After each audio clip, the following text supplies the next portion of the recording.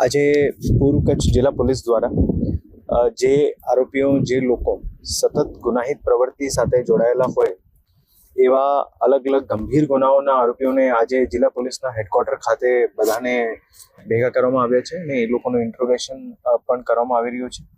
આમાં લગભગ આજે 550 જેટલા આરોપીઓ જે છે જિલ્લાના વિવિધ પોલીસ સ્ટેશન વિસ્તારના અહીંયા બધા આરોપીઓને જે છે ઇન્ટ્રોગેટ કરવામાં આવી રહ્યા છે. અને ખાસ કરીને પોલીસ દ્વારા એ લોકોને ખાસ નસીહત છે કે કોઈ પણ ગુનાહિત પ્રવૃત્તિમાં ફરીથી નહીં જોડાય અને અગર એવું કોઈ આરોપીઓની કોઈ ફરીથી ગુનાહિત પ્રવૃત્તિ ધ્યાનમાં આવશે તો પોલીસ દ્વારા એમાં ગુજસી ટોકને અંતર્ગત પણ પગલાં લેવામાં આવશે. અને એની સાથે સાથે એ લોકો દ્વારા જે મિલકત એવી ગુનાહિત પ્રવૃત્તિથી ભેગી કરીને જે અર્જિત કરેલી હોય એવી મિલકતો ઉપર પણ કાર્યવાહી કરવામાં આવશે. અને એની સાથે સાથે કોઈ આરોપીઓની અગર ગેરકાયદેસર મિલકત પણ અગર ધ્યાનમાં આવશે જે સરકારી જગા ઉપર જે વસાહત કરેલી હોય તો એમના ઉપર પણ જે છે જિલ્લા પોલીસ દ્વારા તંત્રના સહયોગને સાથે રાખીને બેંકમાં એ લોકો ઉપર કાર્યવાહી કરવામાં આવશે.